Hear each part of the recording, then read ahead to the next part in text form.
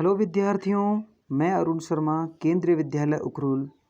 आज मैं आपके लिए लेकर आया हूँ अव्यय प्रकरण भाग द्वितीय।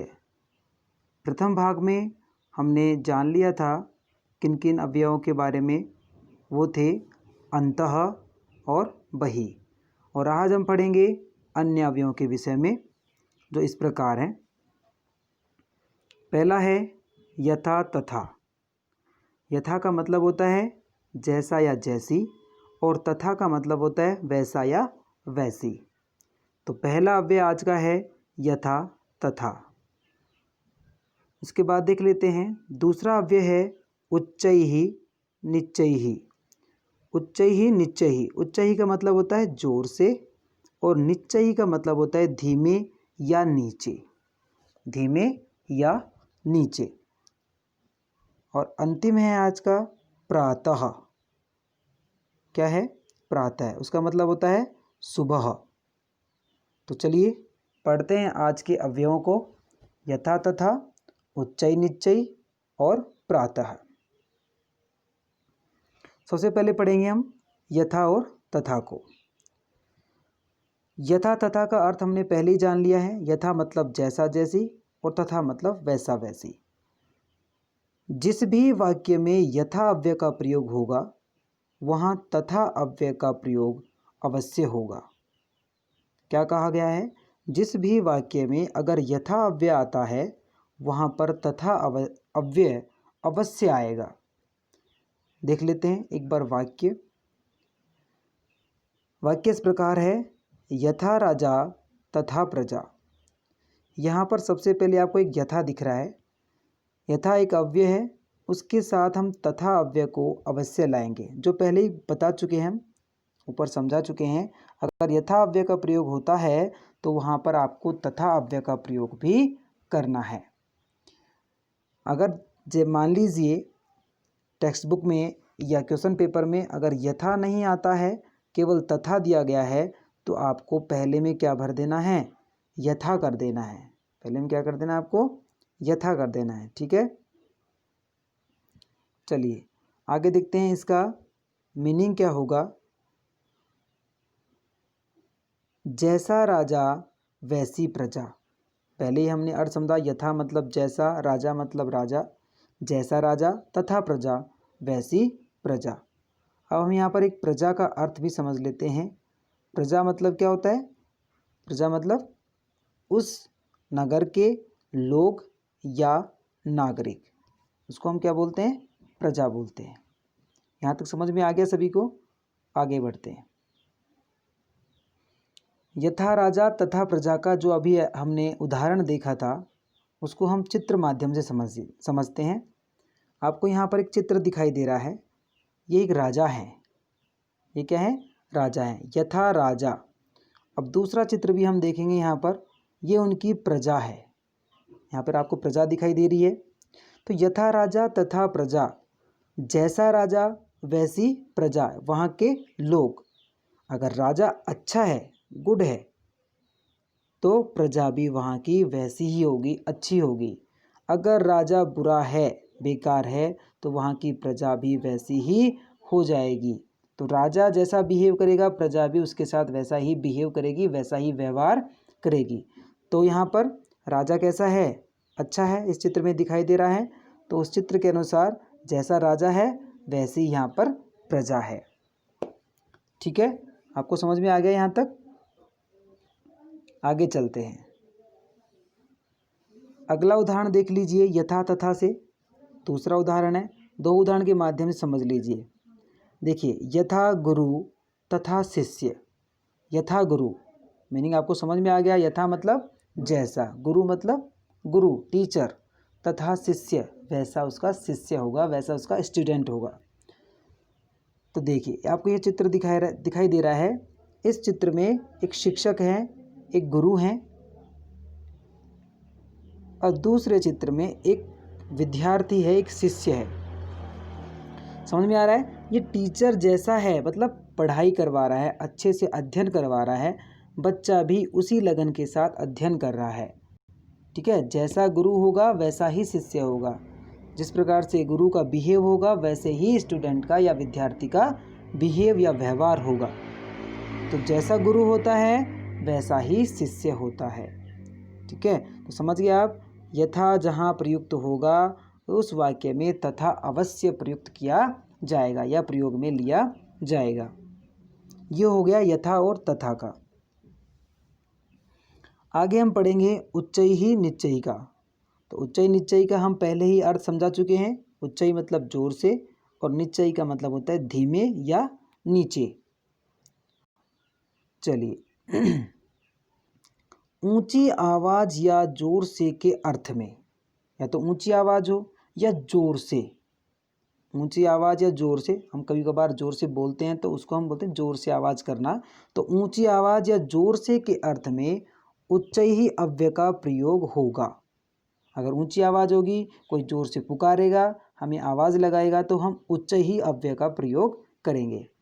धीमी आवाज या नीचे के अर्थ में, धीमी आवाज मतलब थोड़ा धीमे बोलना, स्लो, या आवाज को धीमी कर लेना, या नीचे की तरफ, सीढ़ियों से नीचे की तरफ जब हम उतरते हैं उसके लिए भी प्रयुक्त होगा। कौन सा अव्यय? निश्चयी। ठीक है, धीमी आवाज या नीचे उतरने के अर्थ में निश्चयी अव्यय का प्रयोग होगा। जैसे बादल जोर से गरजते हैं। बादल जोर से गरजते हैं, यहाँ पर आपको एक एग्जाम्पल दिखाई दे रहा होगा। तो जोर से मतलब होगा क्या? उच्चई। यहाँ पे जोर से जो अर्थ आया है उसका मतलब होगा उच्चई ही। चलिए यहाँ पर एक लड़की है जो क्या कर रही है, आपको दिखाई दे रही होगी इस चित्र में। इस चित्र में एक लड़की गाना गा रही है। ठीक है, तो देखिए नीचे सेंटेंस दिया गया है, बालिका उच्चैः। उच्चैः मतलब जोर से। देखिए उसके हमें दिखाई दे रहा है कि वो माइक है बाहर की तरफ और वो जोर से गाने की कोशिश कर रही है। तो बालिका उच्चैः स्वरैः गायति। बालिका ऊंची आवाज में गाती है या गा रही है। ठीक है, जिस प्रकार से चित्र दिखाई दे रहा है हमें उसी प्रकार से समझ लेना है। तो चित्र में एक लड़की जोर से गाने का प्रयास कर रही है या गा रही है, तो उसी प्रकार जोर से का मतलब हो जाएगा ऊंचैः, ऊंची आवाज मतलब उच्चैः स्वरैः गायति। अगला चित्र आपको दिखाई दे रहा है, एक लड़की है जो क्या कर रही है, हंस रही है। अब इस चित्र को देखकर हम समझ सकते हैं कि ये धीमे हंस रही है या जोर से हंस रही है। तो चित्र को देखकर हम बताएंगे यह जोर से हंस रही है, ठहाका लगा रही है। तो देखिए इस लड़की का नाम मान लीजिए लता है। लता उच्चैः हसति। उच्चैः हसति, लता जोर से हंसती है। ठीक है, तेज आवाज में हंसती है या ठहाका लगाकर हंसती है। तो चित्र में देखकर हम समझ गए हैं कि ये लड़की जोर से हंस रही है, इसलिए यहाँ पर जोर से के लिए या ऊंची आवाज़ के लिए उच्चैः प्रयुक्त कर रहे हैं। ये लड़की जोर से गाने की कोशिश कर रही है या ऊंची आवाज़ में गाने की कोशिश कर रही है, इसलिए यहाँ पर हमने यहाँ पर कौन सा लिया, उच्चैः प्रयुक्त किया है। ठीक है, समझ में आ गया यहाँ तक। आगे बढ़ते हैं, आगे देखते हैं उच्चैः के साथ कौन सा था, कौन सा अव्यय प्रयुक्त करेंगे हम, निश्चयी। देखिए अब यहाँ पर एक लड़की है जो ये गा रही है, लेकिन उसके मुंह के एक्सप्रेशन से क्या लग रहा है हमें, वो आराम से गा रही है, धीमे स्वर में गा रही है। तो देखिए बालिका निश्चैः स्वरैः गायति, मतलब धीमी आवाज़ में गाती है। ये लड़की जोर से आवाज़ नहीं लगा रही है, धीमी आवाज़ में गाने की कोशिश कर रही है। इसलिए जब धीमे गा रही है तो हम क्या करेंगे, निश्चैः स्वरैः गायति। ठीक है, यहाँ पर एक चित्र दिखाई दे रहा है। यहाँ एक सीढ़ियाँ हैं, सोपानम। जो ये सीढ़ियाँ हैं, इन सीढ़ियों से एक आदमी है जो नीचे की तरफ उतर रहा है। मान लीजिए हमने उसको पुकारा है, वो नीचे की तरफ आ रहा है। तो सः निश्चैः आगच्छति। सः निश्चैः आगच्छति, वह नीचे आता है। तो मैंने पहले ही कहा था कि धीमी आवाज़ या नीचे के अर्थ में, सीढ़ियों से नीचे उतरने के अर्थ में हम निश्चैः अव्यय का प्रयोग करेंगे। उच्चैः निश्चैः, उच्चैः ऊंचे स्वर में या तेज आवाज़ में, या निश्चय क्या होगा, धीमी आवाज़ या सीढ़ियों से नीचे उतरने के अर्थ में इनका प्रयोग होता है। अंतिम था प्रातः। पहले इसका अर्थ बता चुके हैं हम। प्रातः मतलब सुबह, मॉर्निंग, या कहेंगे प्रातः काल। ठीक है, अब देखिए इसको समझ लीजिए। दैनिक जीवन में किए जाने वाले प्रातःकालीन कार्य को हम प्रातः या प्रातःकाल अव्यय का प्रयोग करते हैं। जैसे सुबह का भ्रमण, दैनिक जीवन में काम आने वाले। ठीक है, डेली रूटीन में क्या क्या हम करते हैं सुबह उठकर, जो हम कहते हैं जैसे मॉर्निंग वॉक वाला है। मॉर्निंग वॉक ज़्यादातर सभी लोग करते हैं, दैनिक जीवन का एक ये हिस्सा है। तो उनके साथ हमें क्या करते हैं, प्रातः अव्यय का प्रयोग करते हैं। देखिए और समझ लीजिए, प्रातःकालीन सार्वभौमिक सत्य के साथ भी प्रातः अव्यय का प्रयोग किया जाता है। सार्वभौमिक सत्य क्या होता है? एग्जाम्पल देख लीजिए, सूर्योदय। प्रातःकालीन सार्वभौमिक सत्य होना चाहिए। सार्वभौमिक सत्य तो बहुत सारे हैं, लेकिन प्रातःकाल वाला जो सुबह सुबह होता है, जैसे सूर्योदय। सूर्योदय हमेशा सुबह ही होता है, प्रातःकाल में होता है। इसलिए प्रातःकालीन सार्वभौमिक सत्य के साथ हमेशा प्रातः अव्यय का प्रयोग किया जाता है। यहाँ पर आपको एक चित्र दिखाई दे रहा है। इस चित्र में सूर्य उदय हो रहा है, उदय होता हुआ दिखाई दे रहा है आपको। तो देखिए वाक्य किस प्रकार बनेगा, सूर्यः प्रातः उदेति। सूर्यः प्रातः उदेति।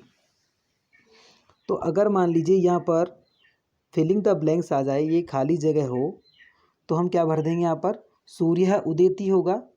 तो कब उगता है सभी को पता है, तो हम यहाँ लिख देंगे प्रातः। अव्यय कौन सा हो जाएगा, सूर्य प्रातः उदेति। अर्थ क्या हो जाएगा, सुबह सूर्योदय होता है या सूर्य सुबह उगता है।